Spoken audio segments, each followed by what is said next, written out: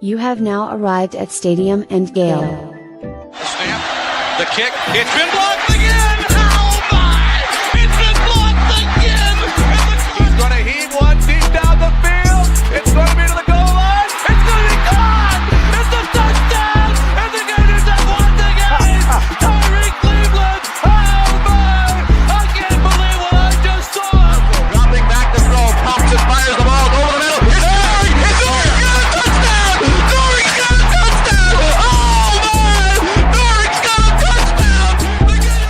Harvin, he comes back. Say goodbye. Ahmad Black, in his final game as a Gator, takes it all the way home and sends Urban out a winner. You have now arrived at Stadium and Gale.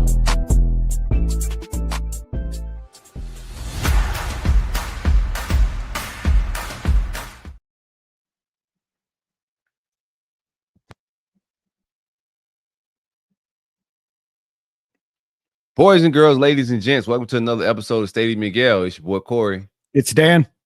And Del Torre. Same corner, same time. Y'all boys tired? How y'all feeling? Y'all made it? Y'all made it? Yeah, no, great day in Gainesville yesterday. A little warm. But Warm. but thanks to everybody. Go ahead. Corey's been saying like the sun's not the same, and I'm like, we're just getting older. The sun is not the same sun that we grew up with. Yeah, no, dude, it was 100. Sun hit puberty, the sun grew up. Dude, it was the hottest temperature it's ever been in recorded history in Tampa yesterday. It hit 100 degrees crazy. for the first time ever. Never been 100 in Tampa before? Never been 100 degrees in Tampa before. So hit that yesterday. We had a record high today as well. But we're not here to talk about beautiful city of Tampa. Although I'd love to want to talk about yesterday. Great time in Gainesville yesterday. Want to give a quick shout out to the folks over at Gators Breakdown, Gator Dave, and High Top Sports. Fantastic event yesterday, Independent Gator Media Day. Want to thank Jaden Woods, DeBron Hampton, Jacoby Jackson, and Trayon Webb, who also swung by. We appreciate them for joining and hanging out.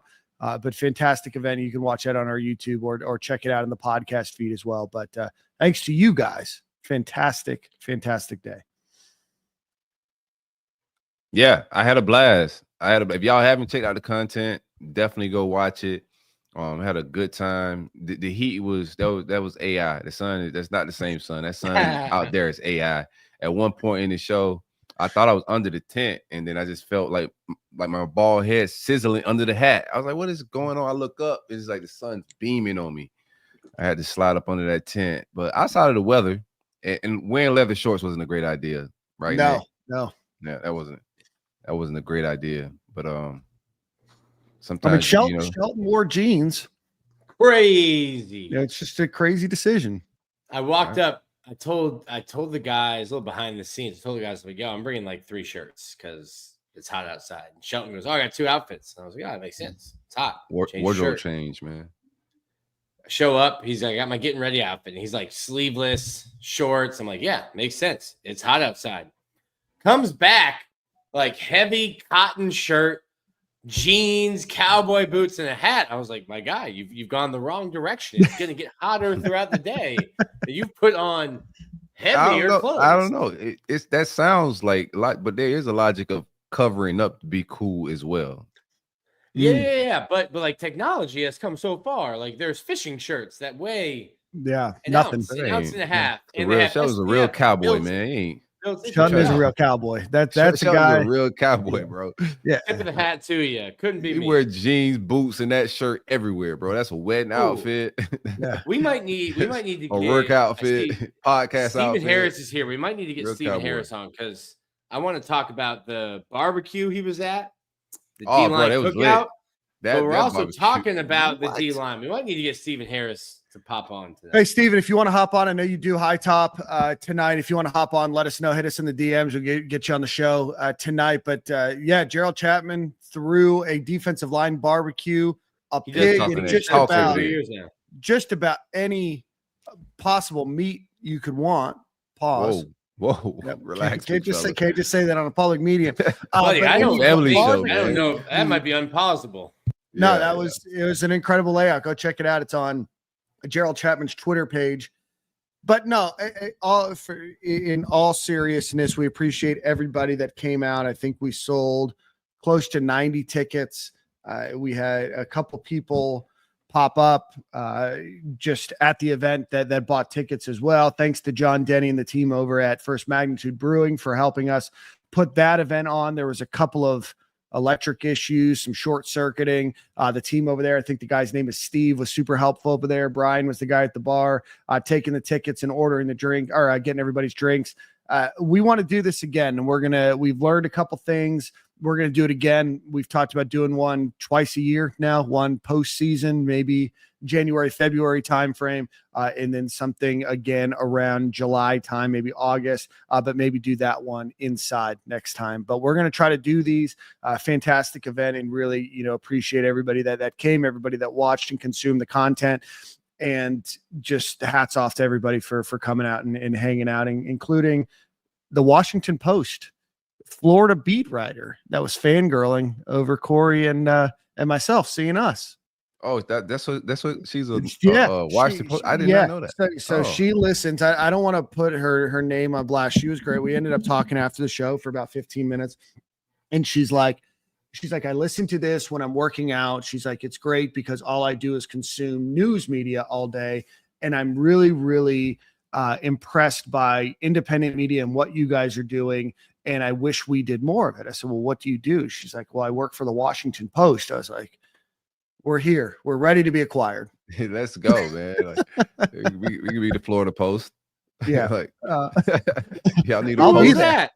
I can run a post. I'm not going to put her name on blast. I run a hard post route, bro. Like I got hands and all. Like her daughter is a big fan. I think her daughter is either a student at UF or was a student at UF. They came together, but it was incredible. We had the guys from Murky Waters. They showed up. Awesome group of guys. They have a podcast. Go check that out. You've probably seen the Gator Spaces. They do those a lot. And then the If You Ain't a Gator podcast, which I think is a new podcast just getting started. He was there. And then we saw JB. He's going to start a Duval County, Jacksonville Jaguars, Florida Gators pod. So a lot of creators, really just an incredible amount of people that were there. So thanks everybody for popping in. Duval. Man, that's my head coach, man. Be respectful, Nick. Imitation is the sincerest form of flattery. Plagiarism is the most sincere. What was your biggest takeaway from everything, like the event? What's your biggest takeaway, fan wise, player wise? I think having been around and you guys haven't been around Jalen Wiggins yet. But those two, like just seeing the way, I mean, we had Jaden on the show, but like just seeing the way he conducts himself as an 18-year-old. Jalen Woods, you mean?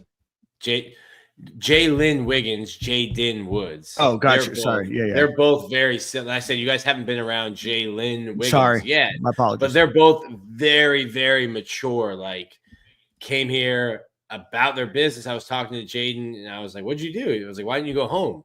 He was like, oh, I could have gone home, but like just wanted to stay, get treatment. And like, I've got all like the film stuff here and like just about his business. But a really, really intelligent kid, really thoughtful. He's been really cool to kind of get to know as we've worked with him a bunch with Florida Victorious and then now twice with Stadium and Gale. And then like, J-Jack, Crayon. If you didn't listen to the show, he's added 20 pounds since he's been here. So I mean, that kid does not look like a freshman. Nah.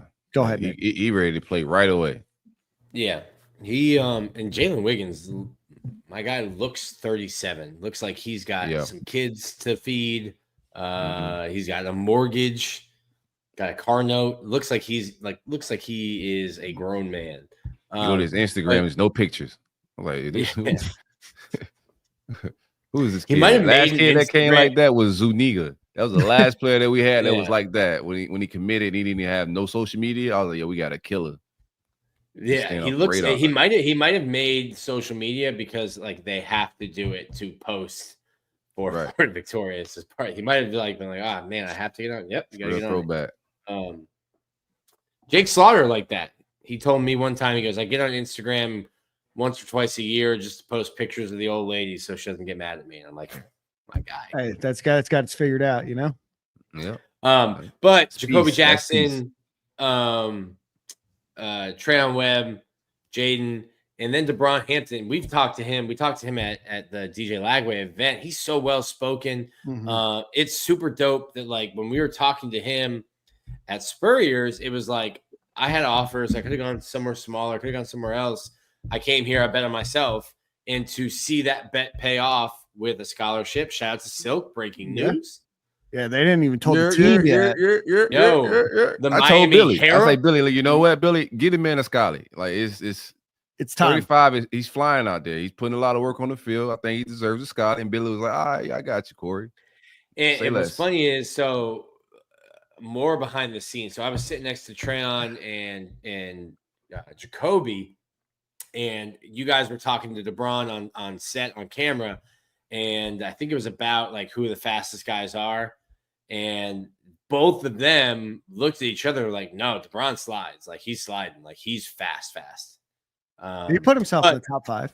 Yeah. But we made him put himself there. Super dope, kind of like a full circle, at least for me in the moment, was like remembering that event and hearing him being like, no, I'm betting on myself to come here and I can play. I want to show to myself and show to everyone that I can play here. And then to earn a scholarship. Super dope moment for him. So congrats to him. But just to get guys like that, like they're all high character, really cool guys, to get them to interact with people. I hope that's the takeaway that the fans have. Like these are just dope young men. No, 100%. I think that the one thing, Corey, you asked about takeaways, I think is we appreciate first off those 4 guys coming. There was a few others that didn't make it for a variety of reasons in their control and outside of their control, but we really appreciate them coming and kind of honoring that commitment that they made to the fan base, right? You know, I look back at, the people that were there, and there was a range of people that were there, but there's probably 10 or so kids under the age of 12 that were just so excited to see them. And you know what? I saw all 4 of them talk to players, talk to the kids for a long time, right? Sign autographs, take pictures, do all of that. It's just a lot more, right? To put it out there, we didn't pay any of these guys, right? They could have been doing anything this weekend. This is their final weekend off until hopefully mid-January, right? Or at least until early January. And they could have done a lot of other things. And they came out, and the way that they speak about the team, the way that they speak about each other, you can tell the culture is overflowing with just, they have each other's backs. And there's just a palpable air of the confidence that they have in themselves and in their teammates, and the way that they talk about, this team, and the way that the fans are excited about what this team can do. I think just it gets me giddy and gets me excited about what this upcoming season can be like, because now you have that connection, to the players. But just I couldn't have asked, I think, for a better event other than maybe about 20 degrees cooler. Yeah, the sun was on AI, bro. But yeah, it was great event. I mean, we had an agenda on how we wanted to play out, and then we started getting some technical difficulties, get those ironed out, and then from a time perspective, shout out to Jaden Woods for showing up before first magnitude showed up. He opened doors. Professional, young professional, bro. That's my nickname for him, the young professional, bro. He's a true professional. But yeah, I think it was a perfect flow. Players coming on and off, fan engagement. Incredible, like you were saying, Dan, like watching the young kids, the families take pictures with these guys. It's a media opportunity. And that's what name, image, and likeness is about. Like DeBron coming to tell his story to the casual fan that may not know the walk-on, right? So he gets an opportunity for them to know whatever else he has going on in his likeness, as far as his brand, website, where to follow him on social media. People like to cling to underdog story. So it's an opportunity for those guys to be able to connect with the audience. So yeah, great first event. Everybody spoke well. For the most, being Chase showing up, support. This thing is a little family, bro. Like, you know what I'm saying? Like we had to mend some things to get back here. Everybody's back cool with all the podcasts and whatnot. But like being chasing those guys showing up, it's just all levels from a fan, players, media. It's a good, mixture of vibes. I want to thank, Brandon Connell was there. He was helping us shoot some content. He's always a huge supporter and always there with us. Spencer McDonald was there. He helped out. I think about Ben Chase, who just won NIL Director of the Year.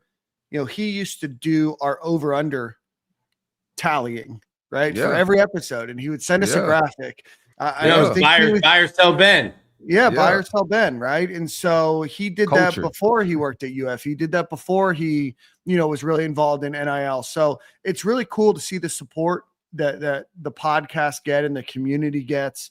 And I said it yesterday, and I'll say it again. We've talked about it ad nauseum. As a consumer of a lot of content, I look around at other schools and not even just college, right? But I look at professional programs and everything else, and I think of the content that Gator fans are offered, from, kind of lighthearted to a little bit more in depth, to a lot more in depth, to super in depth, and everything in between. You can find a podcast that fits for you, and being able to get all together on the same stage and work well together to collaborate, to deliver for fans, I thought was just says a lot about the Gator community. And I want to thank you guys for the support, whether you were there or not.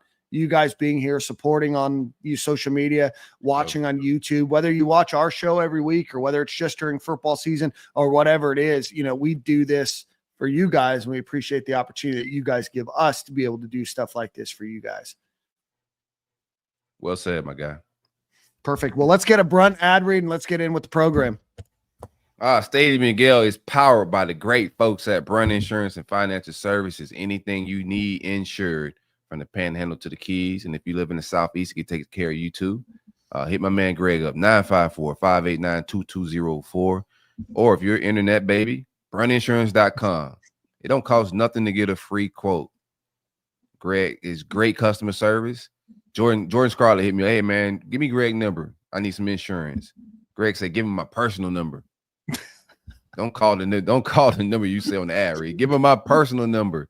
That's how Greg roll, man. Great insurance, great customer service. It's hurricane season. Make sure you keep your roof and everything, insured. 954-589-2204. Big policies. Greg, what it do, baby? If you are watching on YouTube, please hit the like button, hit the subscribe button. As always, please participate in the chat. We are absolutely going to get to that today. Obviously, super chats will 100% get read. If you're watching on X, please hit that share button. We appreciate you guys for watching today. There looks to be about 1,200 of you guys so far. So obviously, the big news, we alluded a little bit to it yesterday, and it just is what it is. DJ Lagway's in a walking boot. There was an injury. I don't know if we want to talk about exactly what that injury is, but there's a calf contusion, and it looks like he'll be out for just a couple of weeks. What are your guys' thoughts? And then what do you think that means now? Right? Camp starts Thursday. Well, first off, Silk. What? Miami Herald. Herald. Yeah, it was a private. Yeah. Hold on, bro. Before you just start just blurting out the group chat. Whoa, Kiyosabi. I got relationships to take around here, my guy. Just saying. Yeah, I think this was supposed to come out tomorrow. I think Billy was over here dry snitching. You gonna? I think Billy was. I was trying to give you flowers. No, I don't want them. I don't want them. No flowers. Okay. No. I think this was supposed to get out tomorrow. I think we first heard about it. I first heard about it Wednesday. I was in the facility Thursday, and I think Billy was going to address it. We have media day tomorrow. Talking to a lot of people tomorrow, so it's going to get out. People are going to see him at practice. It's hard to hide if you're in a boot and you're on a college campus. Someone's going to see you. Yeah. So it was going to get out. I don't think that they were trying to hide it forever. You can't hide it forever. I just think they wanted to control the message. Control the message, and the message is out. So I think it's unfortunate because you're going to start, I've seen some people, having some AR PTSD because it's just another thing. But it's not serious to my knowledge. It's going to keep him out of practice for a little bit. I think you guys talked about it a little bit with some of the guys, like chemistry. How are you building chemistry? Because DJ wasn't throwing with in the spring. So that's like Dallas, Nashon, VB3, Mike Sturdivant. Like those are guys he hasn't been, able to throw with and get timing down and build that chemistry. And you were thinking like, all right, well, you'll have fall camp. So you start to worry about that. But like the timing on the routes is going to be the timing on the routes. Everyone runs them a little bit differently, but it's just another thing with DJ. You just want to get him healthy as soon as possible. As I always say, Aiden Warner can spin it, but there is a drop off from QB1 to QB2, and that's the same thing across the country. Outside of maybe like Texas last year when it was Quinn to Arch, and maybe there are some outliers, but there's a reason why there's a depth chart, and QB1 is there for a reason. Well, and I feel like that's a lot worse even now, right? With NIL and everything else, a lot of these guys are going. Quarterbacks are going to go. Yeah, people don't want to sit, for 2 or 3 years. Yeah. You just got to get, and like it's important to have DJ Lagway healthy for the Florida Gators football program. More important to have him healthy.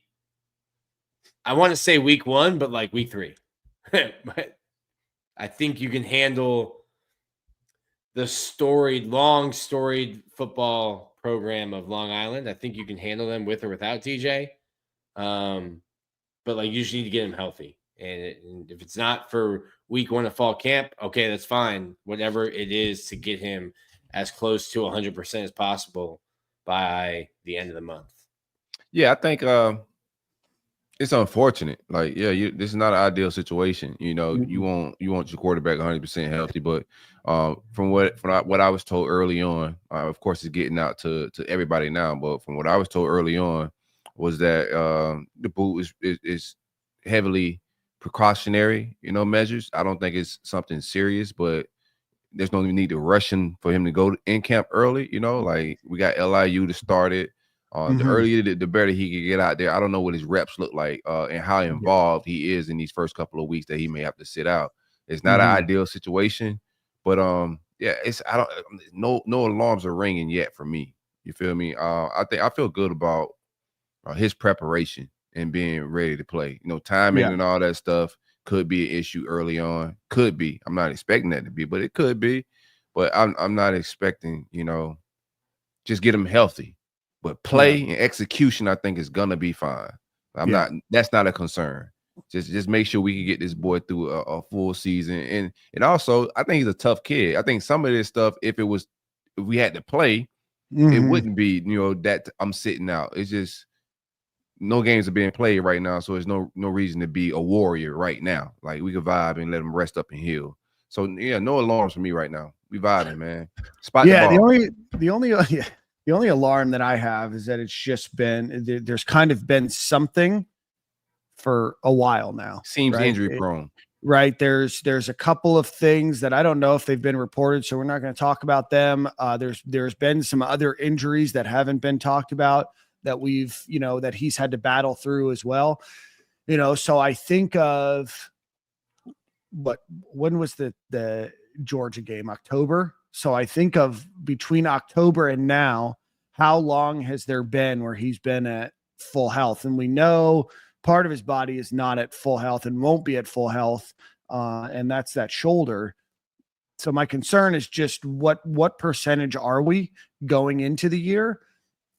And how does all of that time being missed, that those game times and that snaps, I think for him, he's an incredibly smart and will be very prepared.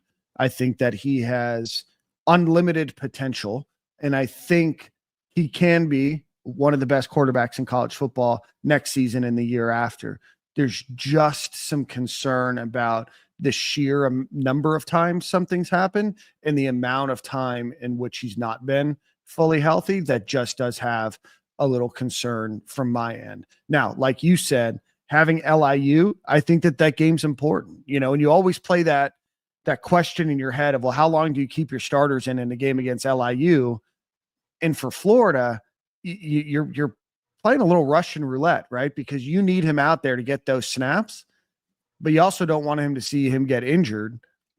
But at some point, he's got to get a little bit more, experience, right? And that game last season, the game last season was still moving quickly. And I can imagine that it's slowed down in film and understanding everything else, but those aren't game time snaps. And so that's really my only concern. And I just hope that for his sake, and certainly for Florida's sake, that this is, just a minor blip, and then we can get through the season just fine.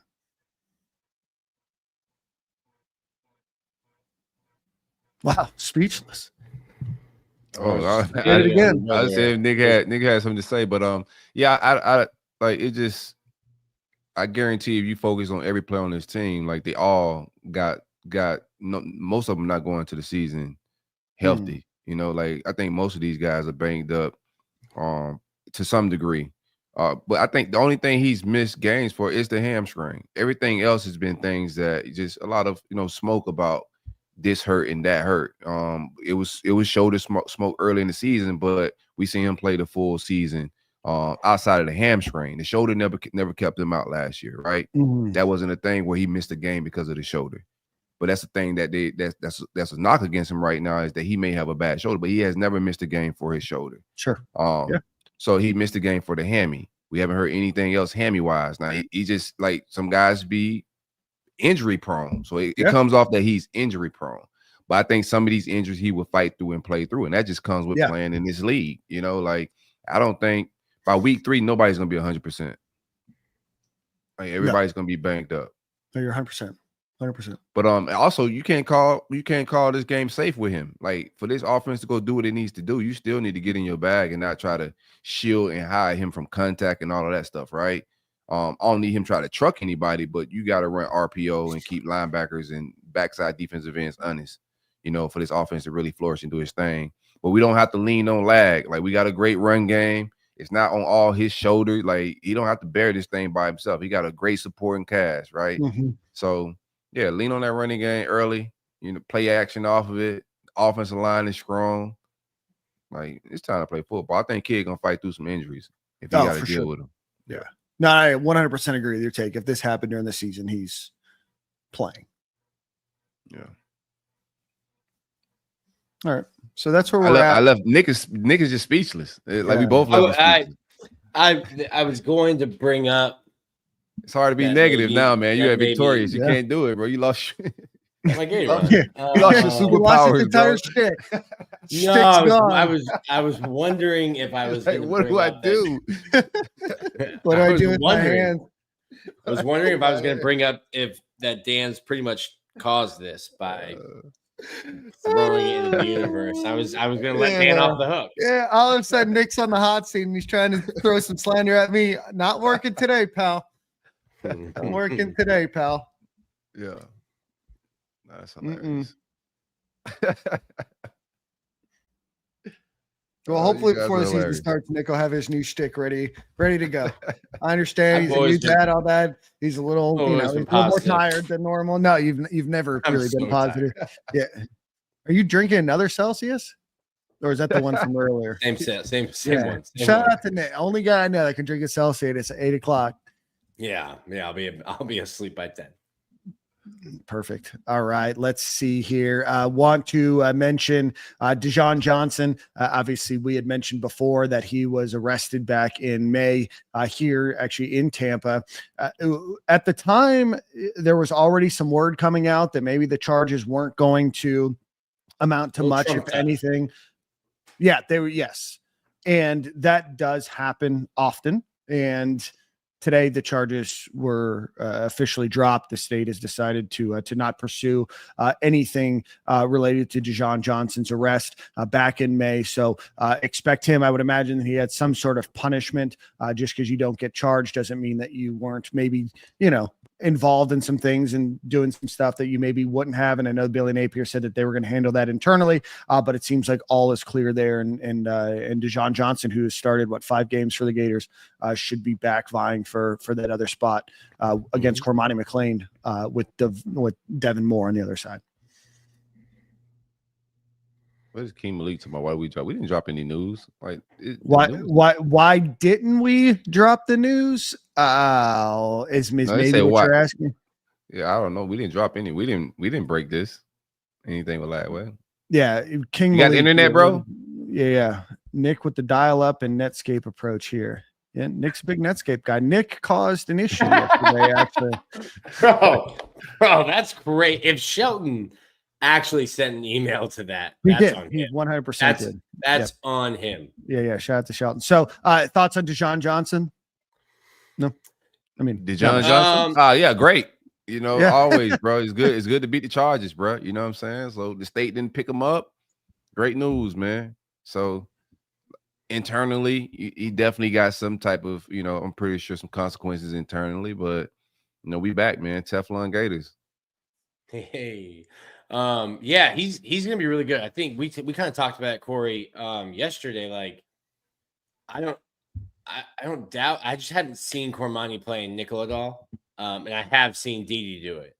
So, like, to me, it's like I know Didi can play outside. Probably wants to play out. Look at Dan taking advantage. Taking advantage of this. Just keep going, Nick. I can't. This is an audio medium. Go ahead. Just take a picture of the sunset, brother. Dan's over here doing his influencer. You see the sunset from his apartment every night. That's just crazy. She's abused, guys. Oh, well, that doesn't really work. It's AI. AI. His whole condo's AI. He's actually in the chat. To me, I think Didi is good enough to start, but like Cormani's made such huge strides in the weight room. He's taking care of doing everything he needs to do off the field. They put a ton of attention on him to really hammer down. He spent all spring doing it, hammer down his technique, because I feel like he's so gifted athletically that you kind of get sloppy in your technique because you can out athlete bad technique, or you can get beat at the line because you were sloppy and you're fast enough to go and catch a guy and make plays from behind. Pause. Pause. Catch up speed. Anyway, so I think Cormani is in line to start across from Devin Moore, and I think that third guy, that inside guy, should be Dijon Johnson. He can play both. I just haven't seen Cormani play both. I'm guessing he could. I just haven't seen him do it. But that's a great, with Demo, Cormani, and Didi, that's a great front three as cornerback. Get them on the field at the same time. Are they doing that? They're cross training them at the I've seen Didi. I've seen him do it. You've seen Dijon at nickel and then Cormani and Devin outside. Everyone was hurt. Everyone was hurt in the spring. Everyone was hurt in the spring. What do you mean? Cormani's always played outside. No, but you didn't see Cormani and Devin on the outside and Dijon at the nickel. You never saw. No, because not at the same time. I'm saying I've seen Dijon. That's what Dan asked. Yeah. Oh no! I've seen Dijon work at nickel, but I think Didi was hurt in the spring. Like, he wasn't really playing in the spring. Shreese Denson and Aaron Gates has definitely got to get back healthy, right? So I don't know what he's at health-wise, but we got two very good nickels. So. I was talking to Aaron, and I think Aaron is going almost to be a dime. I know he's cleared, and I think he will be. He might start camp in a black jersey, non-contact, but he's cleared to practice, be a full participant, and he wasn't in the spring. Yeah. Oh, Gates is full to go. I think he'll be in a non-contact jersey I think he'll be in a non-contact jersey for the first couple ones, but I was talking to him, and he is close to being 100%. He's ready to play. He's more than ready to play. Like, I'm ready for him to play too, brother. I was talking to him about if he ready to go, frustrating it's been. Hold him to the LSU game. We won't need him to go out there go crazy yet. Just hold that killer back. If we got Aaron Gates healthy early in the season, because I was expecting like week 4 or 5 or something like that. But if he ready early, like I'm ready to talk greasy. That defense is gonna go crazy. Hey, Dan's cracking me up. Taking these pictures. I thought Gates was a safety. Gates is nickel. He can. So you'll see that safety. Because you'll there can be confusion because like when they drop the depth chart or when we're doing depth charts or if they're listed on the roster, nickels are listed as safeties. They go to the same meeting room as safeties. I don't know anything about being a defensive back, obviously, other than my illustrious intramural career. Corey, why would a nickel go to a safety meeting and not a cornerback meeting? Cross training. They probably cross train them as safety within that safety, very young out the Bryce. No. Nick said all the nickels are going to the safety meetings. Yeah, I would think they're just for cross training. Yep, I don't. Gotcha. Sorry, I don't know if that's a dumb question or not. Feel free to tell me it was, but I've always said there's no such thing as dumb questions, just dumb people. I mean, that's just how they do it. Like it's like I'm trying to think of who else was there.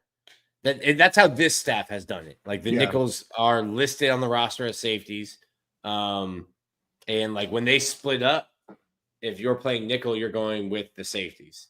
Gotcha. Okay. When they do when they do individual drills. Somebody said, Kevin Reed said Aaron Gates is his favorite UF player. We didn't talk about this yet. Aaron Gates is a gangster. Like Aaron Gates is a straight up gangster. After we talked yesterday, I mentioned that Jaden Robinson is kind of my unsung, like we're not talking about him player for next year. I should have said Aaron Gates now that I think about it. Because Aaron Gates, in my opinion, has all of the traits of what you look for as a potential All-American. In my opinion. Sure. Yeah, for sure. That boy a gangster. All right. He's quiet too, man. Like down to business. Yeah, that's the ones I like. I like the ones that don't like social life. Yeah. No, I don't think he does much. I think he just wants to hit people. Yeah. Just run that alley. He might see the alley when he hanging out and just tackle somebody. That's why he don't go out. He ran the alley at White Buffalo. Like, what happened?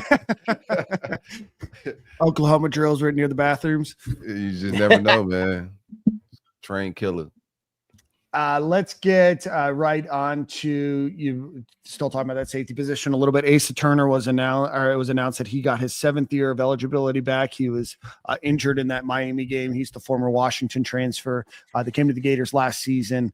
Had a not great game against Miami. Ended up injured in that one. Did not play for the rest of the season. He'll be back with, I believe this is his 2nd medical redshirt year. So he'll be back. What do you guys expect? Do you guys expect to see him much on the field? I think he'll be a nice veteran presence in the film room and everything else. He has been a good player at Washington, and he was a starter there for a number of years. But where do you think he fits into this depth chart? And we'll certainly talk about that in a couple of weeks when we talk about defensive backs. I mean, he will compete for a start if he's healthy, which if Florida is saying that he's back, that means he's healthy and he's cleared them. He's going to compete with Bryce Thornton to start at safety next to Jordan Castell. Right. We know he's going to compete against him, but if they roll out Asa Turner. Whoa. And not Bryce Thornton. That's wild. That's a hell of a pronunciation. Wild. Yeah, heavy on the ass. Wildly disrespectful. Like, are you kidding me? You bet Bryce Thornton was the best ball hawk we've seen in a long time on the back end, bro. Like, are you kidding me? I'm just letting you know there is no competition. He's a veteran voice, like he's a somebody. A lot of people get hurt, a few people get hurt. All right, like what did Jordan say? Did you say a lot of people? Chance man. Chance man. That was a great. That's his role this year. That's Turner role is Chance man. I don't think so. I hear what you're saying. But I don't think so. I think if Will he's Harris healthy, and he's been cleared. His end was Will Harris. Will Harris is going. I do not expect him to, walk out on my field as a starter. I do not expect that. Okay. If Bryce Thornton go to the bench, I'm rioting. Like, you kidding me? Something happened. Something terribly went wrong. I feel like Nick is that's Corey at the capital of Bryce Thornton's not yes. I feel like Nick's alluding to something that I don't love what he's alluding to. What is he alluding to? That maybe the people that we have projected at safety are the projected safeties. What? Nah. Nick. I mean, they could be. They could be. Yeah. Nick Asa Turner. I've learned that Nick doesn't just say things. Nick usually Turner's cleared and healthy. Yeah, and he just says things a lot. If Asa Turner's cleared and healthy, he will compete with Bryce Thornton to start next to Jordan. He said that. He said that Warner can spin it. He'll just say anything. He don't care. Aiden Warner can spin it. Good. I mean, good. Yeah. I mean, MJ Marin said, you could be good on special teams, good gunner. Again, any chance. Yeah, he could be good a lot. Chance, yeah, man. They are. He's crazy athletic. Oh my god, he is definitely. He got his ankle broken by Restrepo, who runs a 5.5 40. Like, he's shifty though. Incredibly athletic. Just say he's a good athlete, but don't say incredibly athletic, bro. Yeah. He's a very good athlete. A lunch pail guy. Hold on, let me pull this back up. He's got. Go ahead, continue amongst yourselves. I like where Dan is going with that though. Lunch pail guy. You're first in, last out. Coach's kid. Is he on scholarship? No, athletic. We're paying Bryce Thornton a pretty penny. He was about to enter the portal at one point. We paid that boy a pretty penny to stay here. If 7th year Asa Turner beat him out for the gig, I'm gonna have some questions. Like, we gotta allocate our funds better. Yeah. Things have went crazy. Yeah. 385 or 335 bench. He's got a 38.5-inch vert. Oh, that's solid. He should be a trainer. We need people. He can work with Miles. Pro agility 4.12. His pro agility. What's that? That's the agility test that they run for the combine. No, I'm kidding a little bit, right? So we're having a good time. Like, I love that he's back, to be real with you, because we get young quick, but I don't think he should be competing to start. You know what I'm saying? I think Bryce Thornton and Costello are your starters. I'm telling you, he will compete for a starting job. He might not win it. He might not win, but he will compete for a starting job with Bryce. Like, Bryce Thornton is going to have to win the starting job if Asa Turner won it. He's won it. He's going to have to win it. Bryce Thornton's also coming off injury. He didn't play in the spring either. He's our best safety last year. See where Nick's Bryce, going? I love Bryce. Bryce is our best safety on the back end, bro. I'm like, setting you up. Well, how am I setting you up? How are you setting us up? We spending too much time on this, to be honest with you. We need to move on. Yeah, good point. We'll talk about this in a couple weeks when we talk about safety. I'm getting frustrated and I'm in a fantastic mood today. And last thing that I need is for Nick to mess with my emotions. Sorry for ruining the sunset for you. It's beautiful. It's beautiful. I can't wait to send it to you guys after. She's a beaut today, Clark. It's getting even better. I just can't take any more photos because you guys are gonna make fun of me. I will put you as the lone person on the screen while you take pictures. It works for me. All right, Asa's not even good in the video games. Can I give you guys a hot take? Have you played the new NCAA game? Yes. A lot of complaints. I've seen a lot of complaints. Yeah, it's not very good. Not very good overall. It's those games are tough because it's like you have to innovate, and I just don't think it's hard to innovate in a year, but there's so many glitches and stuff. Yeah, no, I think I understand, like, it's not real life, right? And I get that, and not everything can be exactly like real life. I just don't think the game itself is I think it's a worse product this year, both to play and to go through the game. We have this whole dynasty with a couple guys from recruiting is hard as hell. Yeah, I've not even really. I've maybe spent 45 total minutes. So obviously I'm not giving a full-on review here, but just not a huge fan. Anyway, all right, let's get into a quick ad read. Go visit homefieldapparel.com. Use promo code Stadium and Gale at checkout. You will get 15% off of your order. Nick has the corduroy hat. They have a bunch of shirts. They have the baseball pullover. They have the jacket, everything that you need, 6 pages worth of Florida Gator stuff. Go check them out. That is homefieldapparel.com, promo code Stadium and Gale, all one word. Again, if you're watching on YouTube, please hit the like button. Please share it with your friends, neighbors, family, friends, whomever that might be. And if you're watching on Twitter X, please hit that retweet button. It really helps us reach a larger audience. A couple final notes here before we get into the defensive line.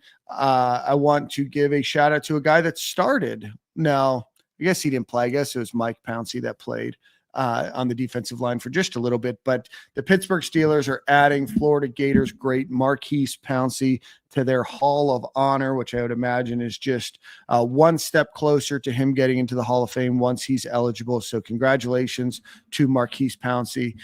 Well-deserved and an incredible, illustrious NFL career. Everybody's here for the defensive line talk. Gentlemen, let's run through top to bottom what we have here.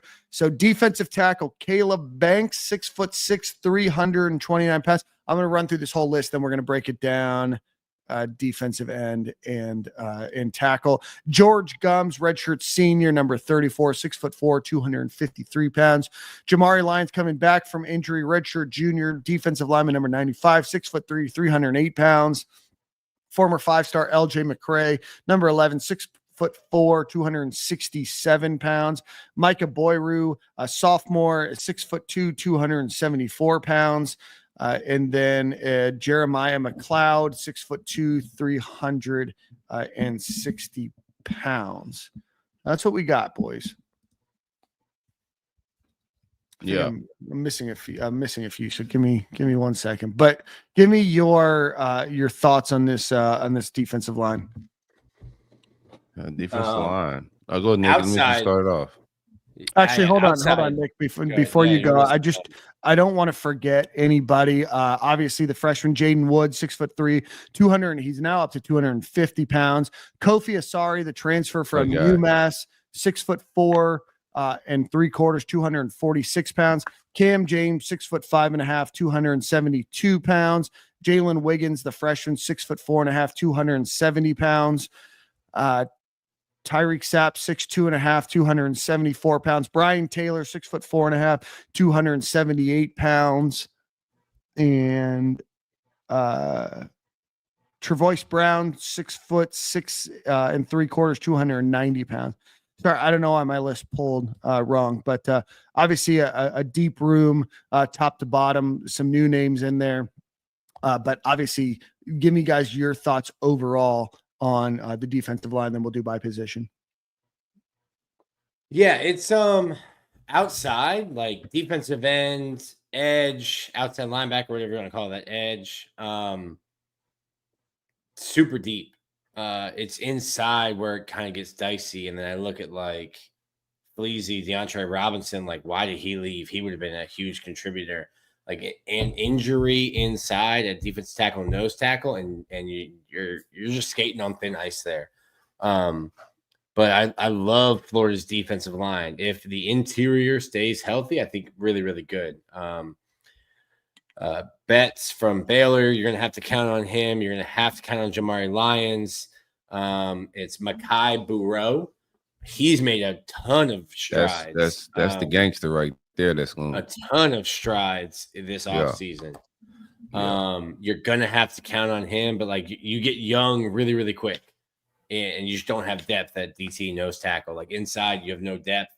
Do you have to ask like a Tyreak Sapp to slide in and play? But I think our depth's fine. Got guys at defense tackle, nose tackle.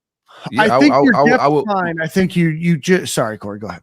No, you go. No, go ahead, bro. Go. No, I was just gonna say I think your depth is okay if there is an injury or something happens, then I think you're in a really bad position. So that's not good. No, I think what you have now is fine. If you have to go deeper than that, right? I mean, I don't know in this day and age how many people you could theoretically have to be truly have a ton of depth at any position these days. I think a lot of times people discredit lack of previous snaps, like as not having depth. It's unknown. So you're saying like we don't have, because one time we didn't think Caleb Banks was good depth, but he was. Mm-hmm. We just didn't know how good he was going to be. I think that's the same thing with Michael Burrow. It's a lot of guys on that defensive line. I don't know how to really train. I couldn't really tell you how they're swapping the nose tackle and defensive tackle. But between those two rooms and those two positions, I think there's a lot of talent. It's just the unknown. Like Lions, we don't know how he's going to bounce back from injury, right? Boone didn't really bounce back, when he came back, right? So we don't know how Lions is going to bounce back. Michael Burrow, he hasn't played a lot, but we beat Georgia and LSU and some big dogs for him, right? So we went and got this kid. It's okay to play the young kids that don't have a lot of snaps. They just got to prove that the quality that. But I think from recruiting purpose, when I look at that room, no, we beat some guys out for the guys in that room, and they should be ready to play. Your sophomore year in the SEC at defensive tackle, you should be ready to jump in the trenches and get busy, baby. I think Michael Burrow got to be ready to get busy. I think he will be. I think he's gonna surprise some people this fall. So I feel better about the depth. Even my bad, like my guy Tavares Brown. There's a lot of unknown about him, but that kid's huge. Like you look at him in person, he's bigger than Gravon Dexter. Like got abs, right? We got to see. He came in as a JUCO kid late last year.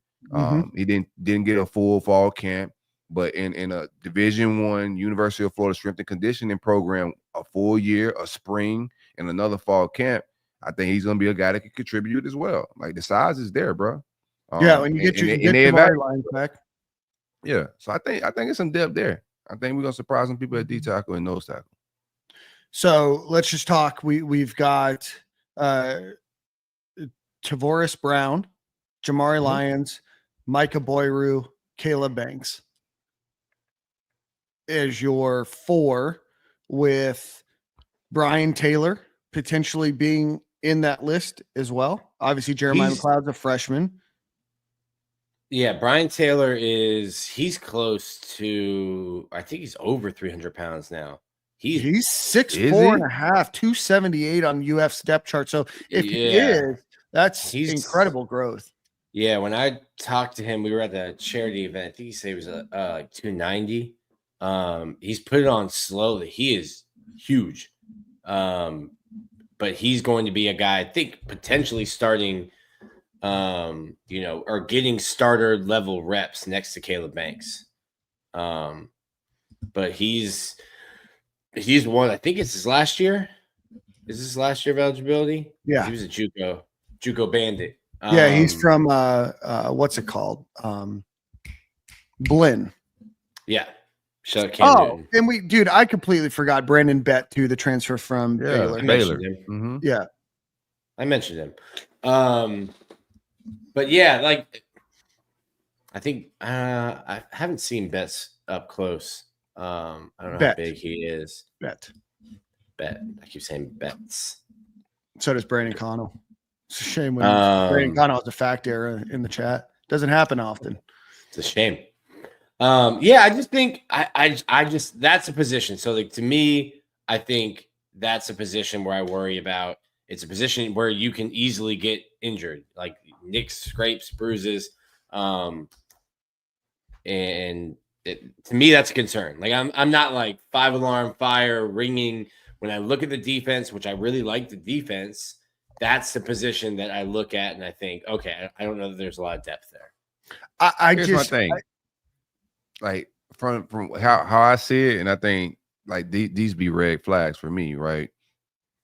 Like I don't think Florida couldn't afford for DeAndre Robinson to I think they could afford for him to stay, like money wise. But I think they looked at the rest of the room and said, "Nah, we good. Like let him leave." I think they know more than we know, and like Chapman's development is through the roof. I get what you're saying, but I think like some of the subtractions weren't really like players they was going to break the bank for, because they thought the guys that we haven't really seen play a lot, that they were just as good as him. That's what I think. Let's call spade a spade here. I mean, we like DeAndre Robinson for who he was as a recruit. He played a little bit. We really liked him too because he was on our show, and then he came, great personality. We met great personality. Got the gold girl. You're like, this kid's gonna be great. You know what I mean? You just look at a player, you're like, this is it. But he never really. He didn't do a ton, right? I mean, Desmond Watson played, and obviously he stuffed a huge gap, and you saw a huge improvement with Sapp, in his final year. But it's not like Florida defensive tackles were doing unbelievable things that I don't think one of these guys can't step up into. I mean, Caleb Banks, your best guy, is back next year, right? And I do think there's going to be development with Boyro and getting, Bet, who I think can be a good player. And then you look at growth with, Jamari Lyons coming back. Jamari Lyons was going to be a starter last year, and he's now coming back. And then Brown, he's a guy that everybody's super high on. So now all of a sudden you're at 4 people. Then you throw on Brian Taylor, who, Nick, you've said, is maybe over 300 pounds now. You've got 5 potential guys there that, I'm more bullish on the defensive line than I thought I was, or at least at that position, that nose tackle and defensive tackle position, than it was before we started this. And I didn't even mention Micah Boyro in there, right? Yeah, so you've got people. Yeah, that name has got you in a headlock. Boyro? Bureau. Sorry. Makai Bureau. I was saying, Makai I was with you. Bureau. I was with you, Dan. We both just got learned something. Makai. Losing Shivers after Robinson is what hurt. Correct. I mean, what were we going to expect out of Shivers, though, this year? This year, not much. I mean, it sucks, right? You don't want to lose a freshman, but like, what were you theoretically going to lose? Yeah. I think let's see the games get played, but Jared Chapman, like I said, people weren't high on Caleb Banks like that, until he started turning into a gangster like Jared Chapman pulled something out of him. Pause. So let's let it play out. We'll see what happens. And they went and got Brandon Betts so quick right out there. Like, I just don't like. I don't know. I think the room is fine. I think that was going to happen regardless. We'll see. So yeah, I'm betting on Chapman. Chapman, my guy. Like, I think Chapman, him. I think he one of the best defensive line coaches in the country, bro. You feel me? And if he think they good, though, I don't think we lacking in that room, bro. We just don't know. There's not a lot of snaps from those guys, and there was a lot of development that need to happen, but. The way they found Tavares Brown, however you say his name, Tavares Brown, how they found him late as a JUCO, like how they found Caleb Banks, how they finding these guys, like they got something going at that spot.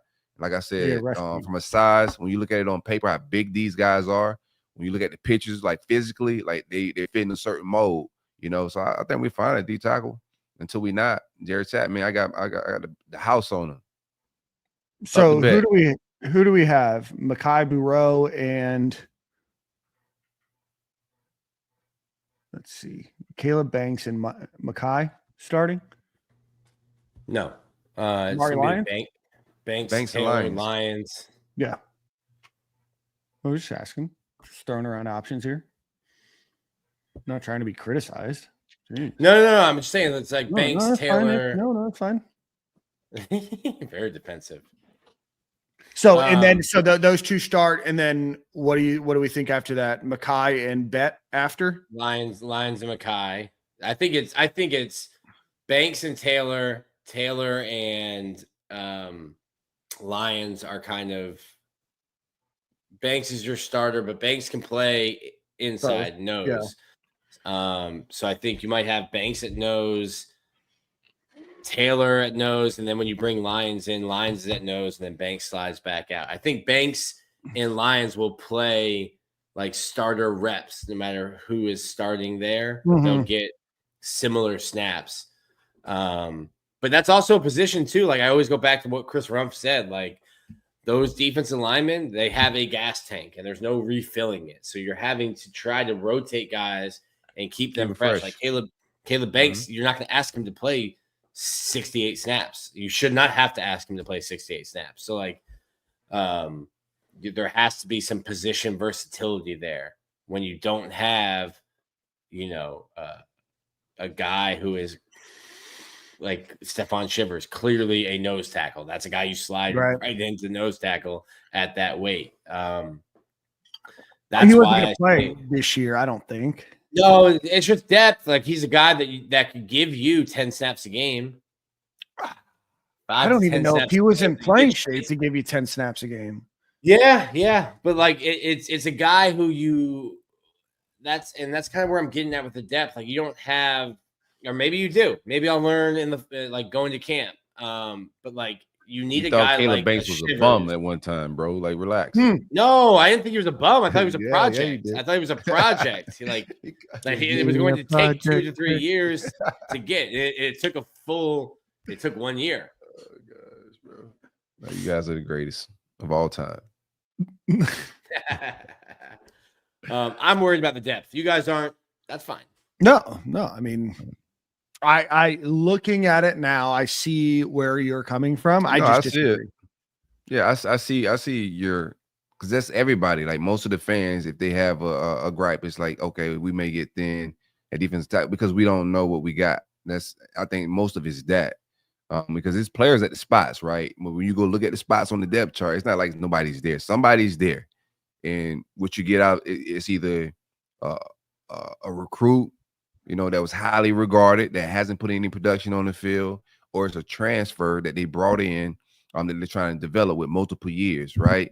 So that's what we got, behind the starters a little bit. So what I've learned from this staff is that they can find guys in the trenches, that's off the radar and turn them into pull the potential out of them. So we'll see how they develop. Like Michael Burrow is a guy that we beat Georgia for. I think the kid could do like flips. So we'll see. Makai Burrow. Hey man, however I say it, bro. Tomato. His name is Michael Burani. Yeah. You know what I meant. No disrespect, kid. You've done disrespect with names today. With Unc Turner. Unc Turner. Hey, that boy, shout out to Unc Turner, man. I got a lot of love for him. He just need to be, the motivated speaker of the safety room. He wanted to be Inky Johnson. Yeah, I gave him a shot, man. Once, like I said, Restrepo putting you in the blender is tough, bro. Let's get a quick ad read to our friends over at Game Time Sidekicks. We were able to give away, I think, 5 of their cups yesterday. GameTimeSidekicks.com. You can get a cool cup like this. Nick has a few. He's no longer hoarding them, so we appreciate that. And I know the fans that were there yesterday, Nick, appreciate their cups. So they're going to keep your hot drinks hot, your cold drinks cold. Great product. Again, GameTimeSidekicks.com. Really great guy that runs the organization or runs the company. He's based in Knoxville, so he's in enemy territory. So go support him. It's a great drink to tailgate with. It's a great drink to put your coffee in on your way to work, whatever it is. It's a fantastic product, very high quality, and what I think are great prices. And obviously, you can get 15% off by using Stadium 15 at checkout. So go check them out. That's GameTimeSidekicks.com. Promo code Stadium 15. All right, let's get into the edge position. And again, let's run through that list. We've got LJ McCray, Jaden Woods, Kofi Asare, the transfer from UMass, Cam James, George Gumbs, Jalen Wiggins, and then Tyreak Sapp. You've got a couple other freshmen a couple other walk-ons I'll shout them out. Titus Bullard, whose father played for UF and goes by the stage name of Titus O'Neil from the WWE or WCW, I don't know, whatever he was. Charles Emmanuel, he's a redshirt freshman, and then Lane Swafford, a redshirt sophomore, who, if I remember correctly, he played a down or two. Nope. Yep. Played two. He did. I remember he played against Tulane. He also played against Samford. But that's what we've got. Obviously, in that group, there's a lot of excitement. Silk, I know. I don't know why I called you Silk. That's the first time I've called you that in a long time. I know a lot of people are super excited about George Gumbs. And then I think that's your favorite player. And then Nick's favorite player is Tyreak Sapp, hailing obviously from St. Thomas Aquinas. So you got those two. Let's talk about those two, and then let's break it down because you've got some depth here, I think. Yeah. And this might be your best position right here. Yeah, this room, Mike P, an embarrassment of riches in this room. Like George Gumbs, I think George and Tyreak, like you've got two older guys. First off, George Gumbs, what a wild like career. He played receiver and ran track. Mostly ran track. He was like a track dude in high school who played receiver because he needed something to do in the fall. I think he went to Cincinnati and they moved to tight end. No, he went to Northern Illinois. Northern Illinois. Yeah. He went to Northern Illinois, played special teams as a redshirt. I think he was a tight end. And then the next year, his redshirt freshman year, he was a tight end, had 4 catches for 44 yards, had his first catch against Eastern Illinois for 13 yards, and then a career high 3 receptions against Toledo. And then he played 12 games and then started the last 7 at defensive end, 32 tackles, 6.5 tackles for loss, 3.5 sacks.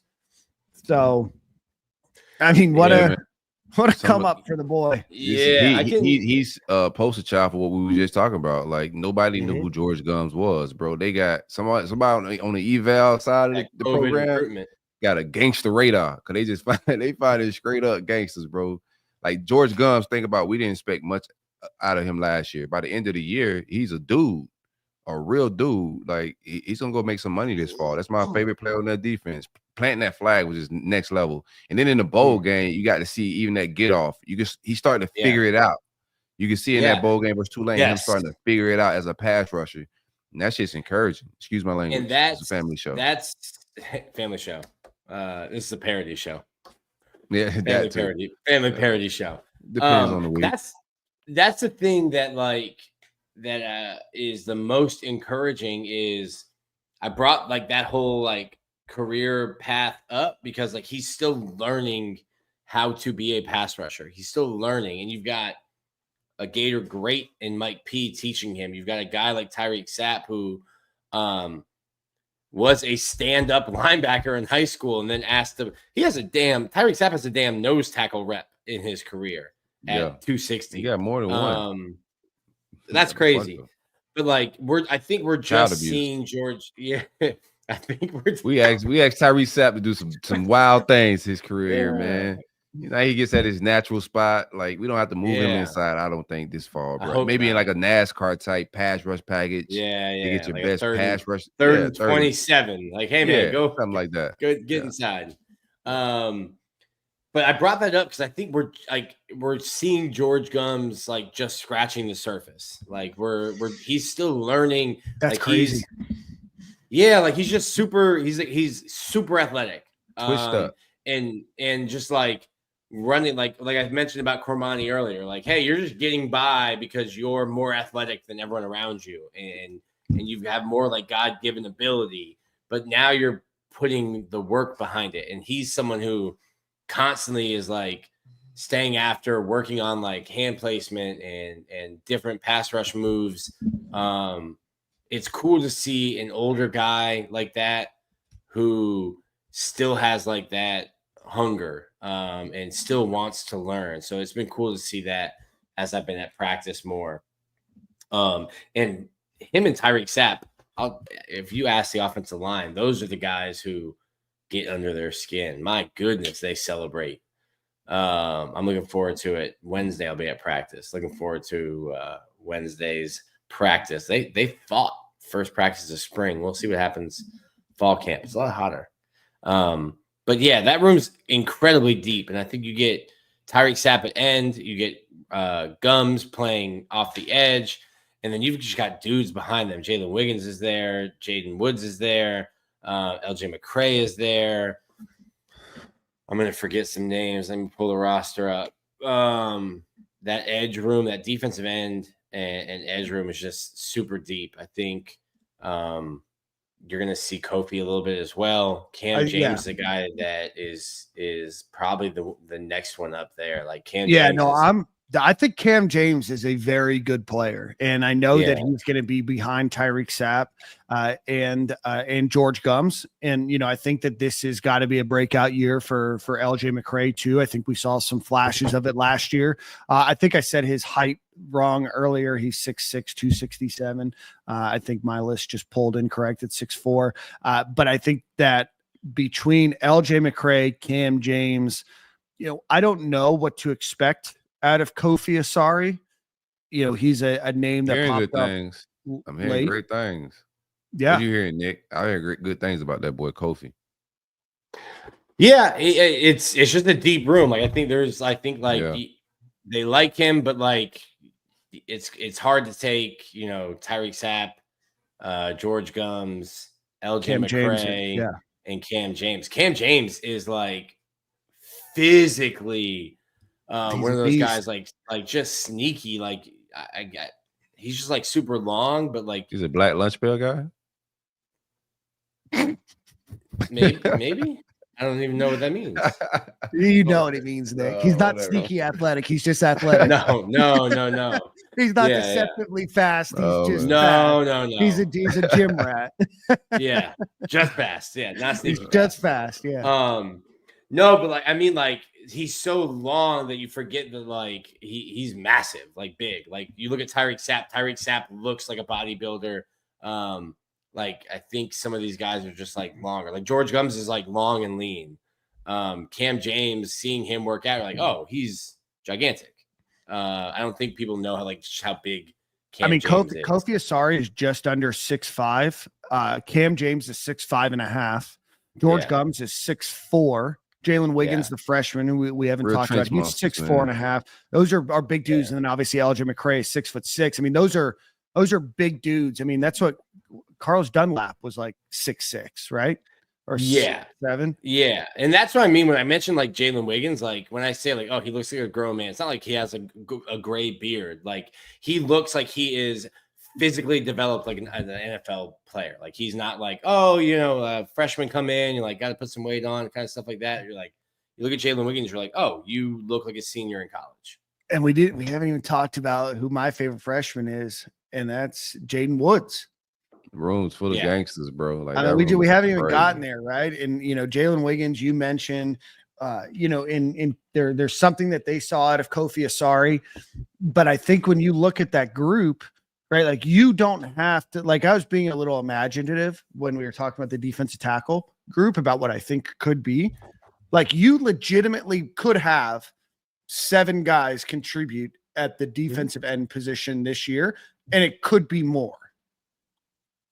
Yeah. And that's a good problem to have. Now, will you have that problem next year? I mean, you're going to be losing a lot next year, with Gumbs and Sapp going to the NFL. So I hope these guys get the chance to perform. But what I see out of Sapp and what his versatility can be, and out of Gumbs, and then you're like, oh, one of them's got to sit down, and you're like, all right, cool. Let's pick a hodgepodge of players. All right, we'll throw Cam James in there. Cam James needs a break. Ferrari you want? To me,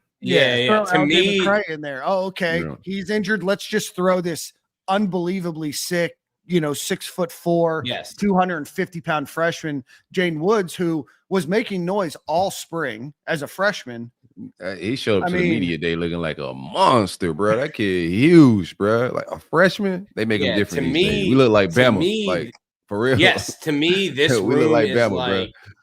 To me, this room is like Georgia, Alabama, where it's just like, hey, it doesn't matter, just run somebody in. Like Dan hockey line shift, just be like, hey, line 2, get in, you're fine.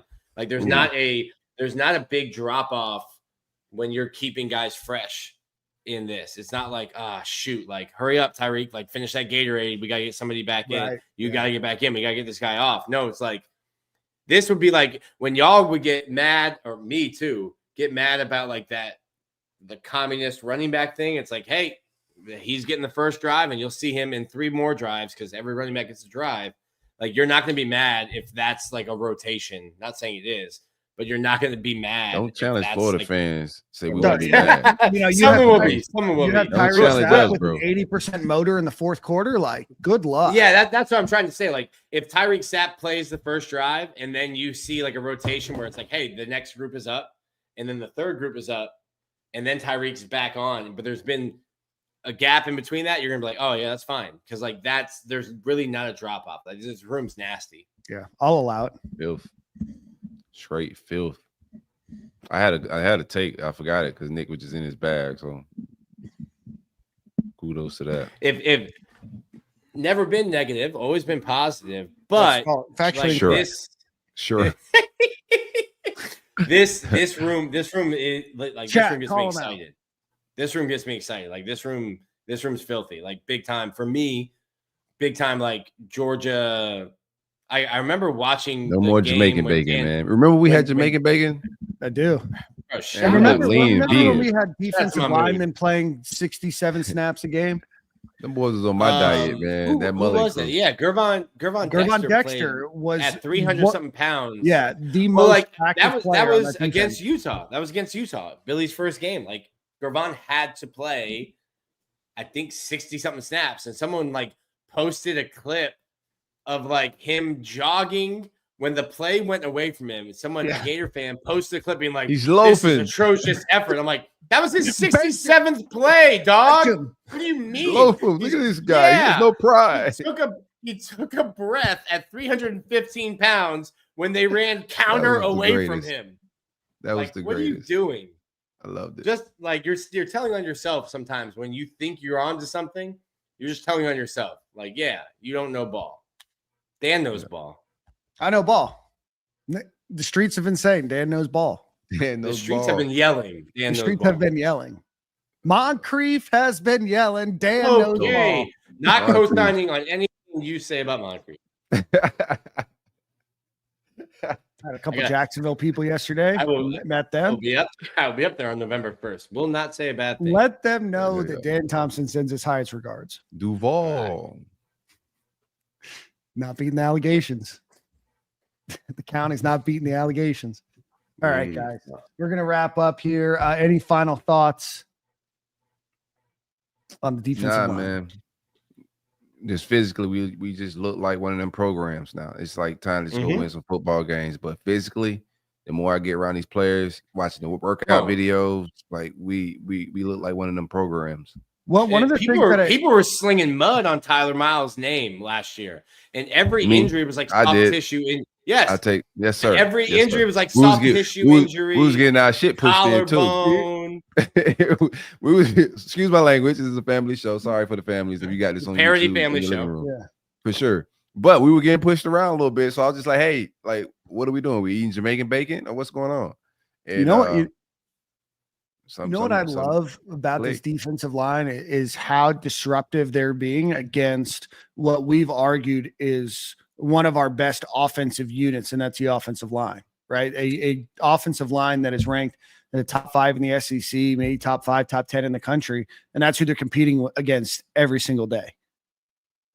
That's going to make you better, right? It's not like we're like, oh man, our offensive line is trash again. I mean, that's a good unit with some real depth there, and they're competing day in and day out against one of the best units in the SEC, and that's how you get better. Yeah, I'll tell you this. So I watched it firsthand in the spring. Shout out to my new access. Being able to watch Bryce Lovett, like they threw him into the deep end, grabbed his little arm floaties, threw him into the deep end. Like Bryce Lovett had to go through all spring. They said, "Hey, you're gonna be the starting right tackle. By the way, here's every single rep against Tyreak Sapp and against George Gumbs. And oh, by the way, here's your third straight rep. That's LJ McCray." Like Bryce Lovett had to go through the fire in the spring, and I watched him go from like having his back turned and looking at the rest of the offensive line, not good, to like starting to win and starting to hold his own, going from being put on skates to winning reps. And like Dan just said, like you're having to go against that defensive line, especially on the edges. Like Austin Barber is going to his 5th year, and he's losing battles And as a redshirt freshman, is Bryce Love a redshirt freshman or redshirt sophomore? It's redshirt sophomore, I think. As a redshirt sophomore, first-time starter, having to go up against those guys, that gauntlet was good for him, and I saw him progress. Yeah, I mean that's the opposite, right? Like our offensive line, I think, is going to be better because of who they have to go up against in practice, and there might be some depth issues and everything else, at the defensive tackle position as a whole. But that's what makes this team better, right? And it's been said by countless people, the game is won in the trenches. And if Florida can dominate those, even if they're lacking a little bit of depth, every team's going to lack depth somewhere. But if Florida can harness that on the offensive line and the defensive line, that just allows you so many more opportunities to win a football game than where we've previously had to talk about both of those units. So shout out to Billy, right? Shout out to the staff. Chapman, the rest of the guys for recruiting guys. And we talked about it, right?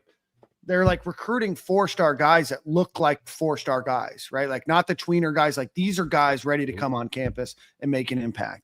And so there's a lot of excitement for obvious reasons on both sides of the line of scrimmage. 100. Spot the ball, man. Spot the ball. All right, guys, let's do one final ad read, then get out of here. Nick, you have song of the week.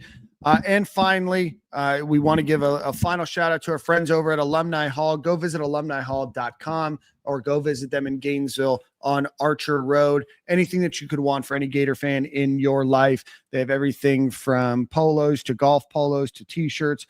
They have all sports represented there. Shout out to Brandon Connell yesterday wearing a 2023 Women's Indoor Track National Championship shirt. Die hard. That could have been found at Alumni Hall. But go visit Alumni Hall. They have the most exhaustive list of Gator merchandise in all of Gainesville. So go visit them, alumnihall.com. Nick's shirt. This polo, Cutter, and Buck. Ooh, this is butter. Let me tell you right now, this shirt is comfortable. I was going to wear it Sunday, but it's gray. That would not have gone well. Yeah, I almost just flipped the letter and called it butter and cuck, but we don't want to do that. We don't want to do that. Yeah, we don't want to do that. Family show. Yeah, family show. All right. Another thing too, man. Oh, my bad. You're doing the ad read. Alumnihall.com or visit them on Archer Road in Gainesville, right past the Chick-fil-A that has 3 drive-thrus that still has 77 people in line at all times. Corey, what do you got? Bro, there's literally like 3 Chick-fil-A's right by each other on that street. Yeah, they're all. I know at one point that Archer Road Chick-fil-A was a top 5 Chick-fil-A in all of the United States in terms of revenue. Just built 2 more so they just knocked each other out of the contention. But I got some exclusive content. I might blackmail Nick on a lot of my meta. I got some meta content, man. Oh, good. Classes. Yeah, we gotta get the Patreon going. I said something sus. And then I realized that you were the feds. And I Yep. I got a wire. And no, sometimes to be your own people. Sometimes to be your own people. It's crazy. You almost snitched on me earlier in the show. Like that was a misunderstanding. That was a misunderstanding. Crazy. Yeah. We had to like pull out full brakes. Like yo. That was a misunderstanding. Puppy brakes turbo. That's on me. I'll get it fixed. Misunderstanding. Awesome. All right, Nick, what do we got song of the week, brother? Am I late to this? I just discovered Teddy Swims. Am I late to Yes, this? you're very late. You're about 2.5 years late. That's crazy. You thought you would put us on? I'm washed. No. If you would have been paying attention to the show years ago, Nick, Teddy Swims did a song with Illenium called All That Really Matters. That's how I found out about Teddy Swims. I did not know he was a white until a couple months later. But Teddy Swims, in my opinion, is one of the best, if not the best, new singers in the last 5 years in terms of just range and voice. Yeah, he's got Welcome, some soul to it. Yeah. Thank you. Yeah. Is this album new? I don't even know if the album's new. I'm my boy. It could he has a relatively new album. Yeah, so it's All Gas, No Brakes with Big X the Plug. That song is No Brakes, Teddy Swims. What a guy. Big X the Plug. Just found out about him. Honorary you song found out about Big X the Plug too? No. I've known about Big X. Okay. I didn't know him very I much. found out about him because Lauren sent me a song called Small Hands, and it's about his daughter. Loved it. So I started listening to the whole album. All Gas, No Brakes is a vibe. Absolutely. So Teddy Swims is incredible. Go check him out if you haven't. We appreciate everybody for watching. If you are watching on YouTube, please, before you leave, hit the like button.